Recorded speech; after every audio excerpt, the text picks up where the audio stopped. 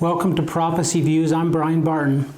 Now, before we get started in this, if you like this video, give it a thumbs up, like the video, share it with your friends. We know that media like this is being censored by the powers that be in the media and the Facebooks and the YouTubes out there. They're censoring what we're putting out.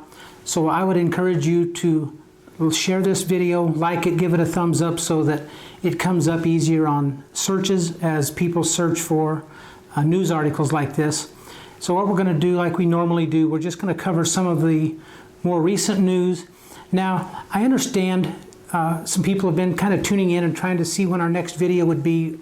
It's been several days since our last video, and we've just had so much going on here in our personal lives and some transitions that we're doing personally, but that doesn't mean we're not keeping up with what's going on. But it takes a lot of time to put together what happens before we shoot a video, and then the editing of the video after that, and then putting it out there on social media. So just one simple project consumes a lot of hours, and we just wanted to share that with you. Please continue to follow us. If you would like to support this ministry, you can do that at prophecyviews.com, and just follow us right there. You can favorite that page on your web, on your laptop or on your web browser. You can favorite that page, and then you can keep up with what's going on. It'd be right at your fingertips. Now, I want to get right into it today because there's a lot to cover. And I'm not going to get off into some of the side news. I want to stay pertained to one or two topics here, because the two things that we watch the closest in this is things that pertain to the peace agreement in the Middle East, because that is what would begin the final 7 years to the Battle of Armageddon. So that is the greatest prophetic in 2,000 years, so we constantly watch that. Now, the other thing that we watch very closely, because we don't know which is going to happen next, is anything pertaining to the 6th Trumpet War, and we're going to cover that just a little bit more in Scripture, but that is the next trumpet to happen. Now, again, we'll get into that in just a little bit in Scripture, but this is one of the rare times when the two things kind of sort of line up and segue into each other. So we're going to cover a few articles today. Now, the direction that I want to take you in today is these two topics. Now, the peace agreement between the Israelis and the Palestinians, we're going to be covering that today first. The two are intertwined, like I've said. Now, first I'd like to take you to an article from the Jerusalem Post, and it's titled, "Gantz orders the IDF," that's the Israeli Defense Force, their army, "to prepare for annexation at once." So this peace agreement, they're trying to move forward on the Israeli side. And if you've watched our previous videos, you'll see how I've covered in detail the peace agreement and the structure of it, how it lines up with the prophecies of the Bible as to lining up with what they say the peace agreement will look like. And so we've covered that to a pretty good length on that. So the defense minister, Benny Gantz, on Monday instructed the Chief of Staff, Lieutenant General Aviv Koshavi, to accelerate preparations for the possibility that Israel will apply its laws to parts of the West Bank after he and Prime Minister Benjamin Netanyahu spoke with the Trump administration officials. U.S. President Donald Trump's peace plan would allow for Israel to apply its laws to 30% of the West Bank. The coalition agreement between Gantz's Blue and White Party and Netanyahu's Likud Party says the Prime Minister can bring annexation to a vote in the Cabinet or Knesset on July 1st. Now, we've covered this back when this first came out, and now so many weeks and months have passed that now we're right on top of July 1st. That is basically right around the corner. And we'll continue on. President Trump's peace plan is an opportunity to set and promote permanent borders for the state of Israel, Gantz said in a faction meeting. Gantz said he and Netanyahu have been in touch with the U.S. government to promote the peace plan's implementation. The Palestinian Authority's Prime Minister Mahmoud Stye on Monday called on the international community to stand against the Israeli plan and prevent its implementation, warning that it would have grave consequences on Palestinians and their land and liberation project, as well as regional security. So it appears the peace plan is trying to move forward. Now, it's possible that the peace plan may move forward on its own without a formal agreement with the Palestinian Authority. Now, this is covered in Daniel 9:27 when it says, he, speaking of the Antichrist, he shall confirm the covenant with many for a 7-year period. Now, we believe that there will be a time, I'm just going to continue on here, but if it does, if it moves on without a formal agreement, I would look for a time shortly after where a few other nations or the international community confirms that agreement. Now, I'm not sure that the international community will ever be on board with Israel keeping all of Jerusalem. So keep an eye on that specific topic. But we know scripturally that that will happen because the Battle of Armageddon is fought over the exact topic of Jerusalem, and half of the city will go into captivity. So we'll cover that. We've covered it before, and I'm sure we'll cover it again. But in order of time, we're going to move right along here. So keeping an eye on that specific topic, we know that Armageddon will be fought over Jerusalem specifically, and we also know from Luke's account. So Matthew 24 is one of the most prophesied and talked about, one of the most talked about prophecy chapters in the Bible because it's Jesus speaking. But you can also bring up that same account as you can with many topics. You can see it in Matthew, you'll see it in Mark, and you'll see it in Luke. So we take a look at Luke's account of this exact time frame, this exact quoting of Jesus of prophecy. So from Luke's account in chapter 21, verses 20 to 22, that Jerusalem will actually be, in his words, compassed with armies at the time of the abomination of desolation. That's the halfway point of the final 7 years. That's the point where the Antichrist will be revealed. But as far as this next article, it ties China to the issues with the article again from the Jerusalem Post. The Palestinian Authority to strengthen China relations to prevent Israel's West Bank annexation. And it states, by strengthening its ties with Beijing, the PA is also seeking to stick a finger in the eye of the U.S. President Donald Trump in the wake of mounting tensions between the U.S. and China. We want to see China play a bigger role in the region, a senior PA official told the Jerusalem Post. The Trump administration has disqualified itself from playing any role in the peace process with Israel because of its blatant bias in favor of Israel. China has always been supportive of the Palestinians, end quote.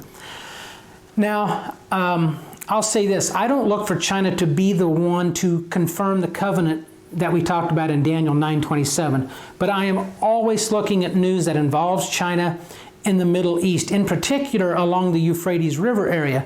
Now, Palestine is not right along the Euphrates River, but it's fairly close.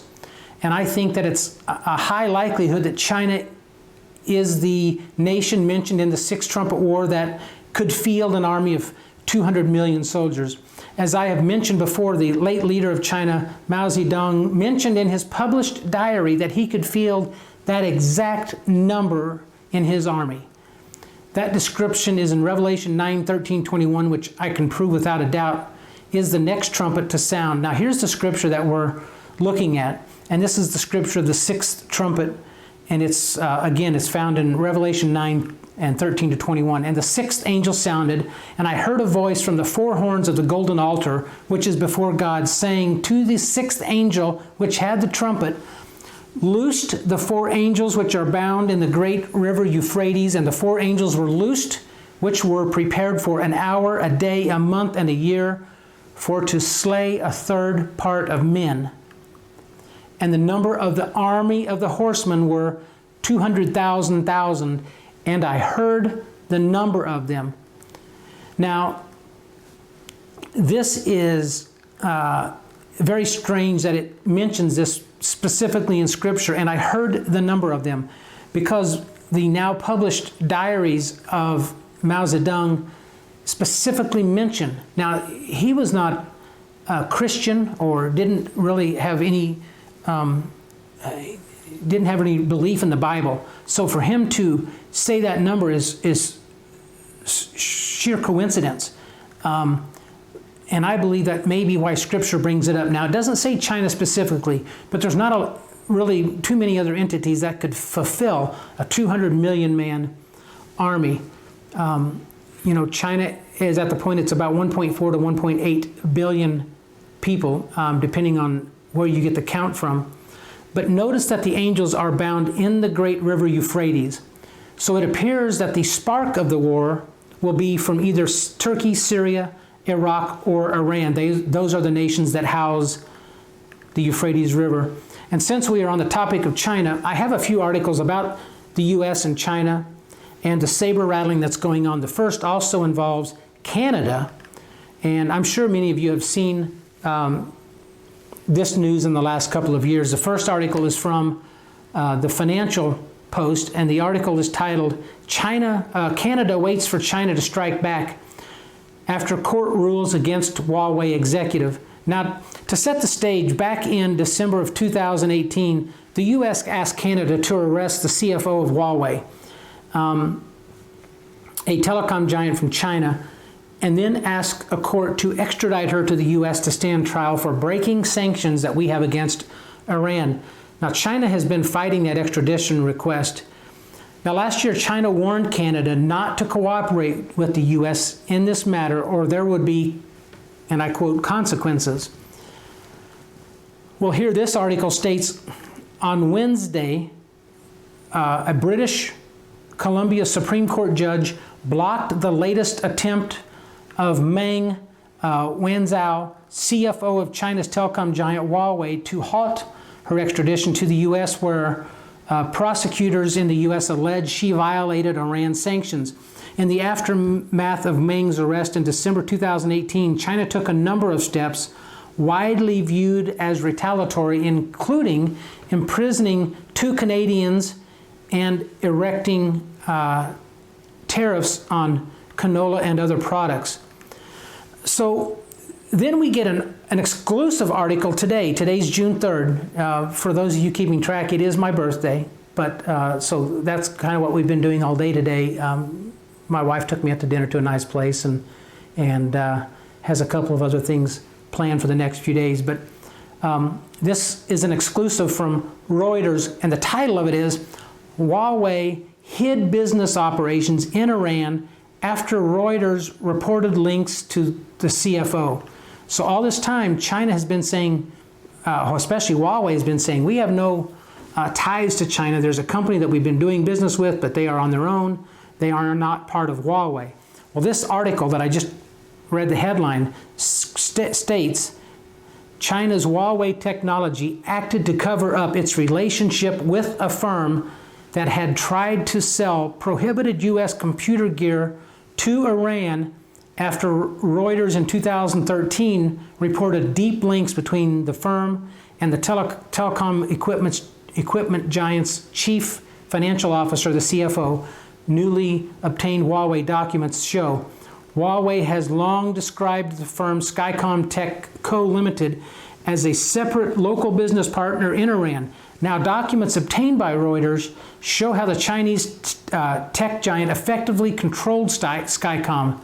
The documents reported here for the first time are part of a trove of internal Huawei and Skycom Iran-related business records, including memos, letters, and contractual agreements that Reuters has reviewed. Now, then this article goes on to lay that case, and I would urge you, by Googling the story or Googling the title that I mentioned, you can read this article in full. But then the article goes on to lay out that case. We added to these stories, a story from Fox News that is labeled China warns U.S. against sparking a Cold War.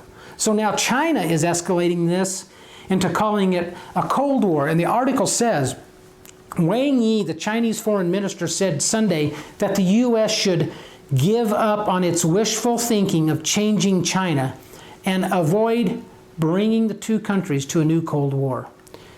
He says China has no intention to change, still replace the United States, he said, according to the Washington Post.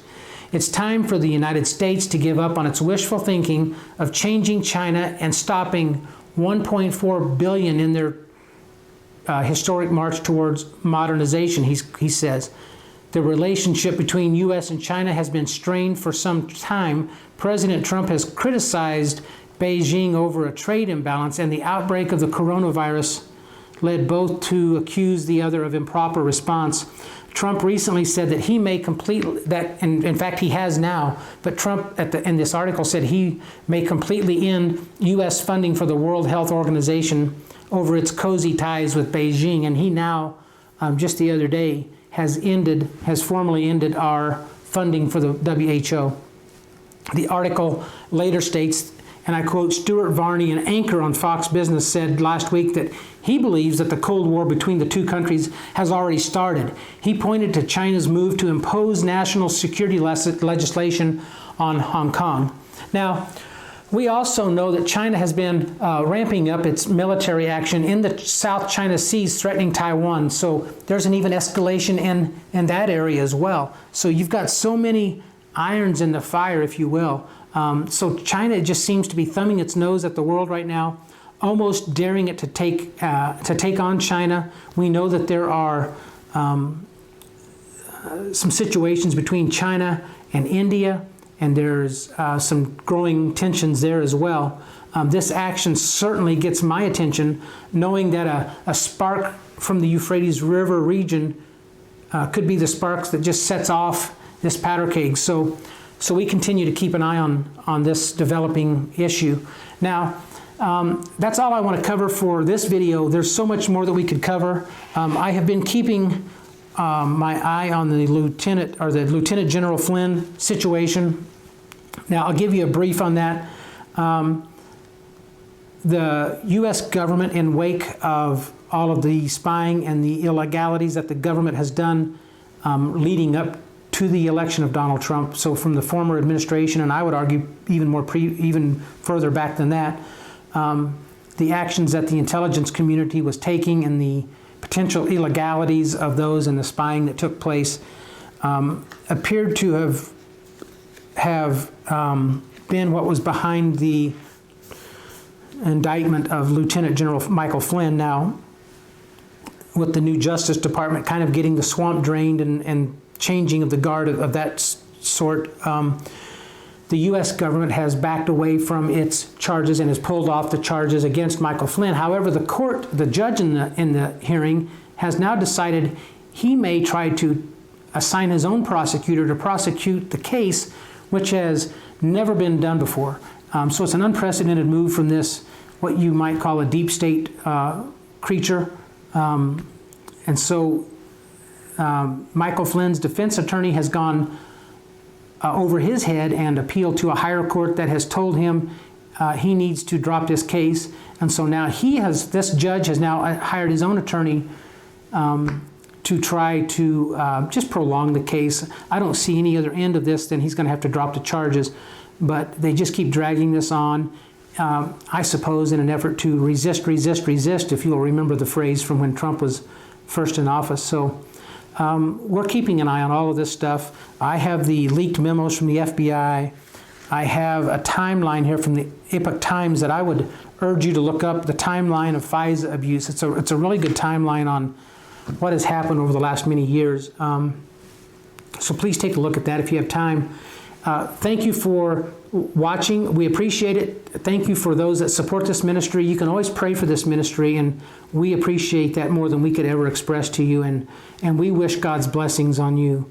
Thank you again, and we'll talk to you very soon. We'll see you again soon. We have some projects coming up, so we're excited about them. Thank you, and God bless.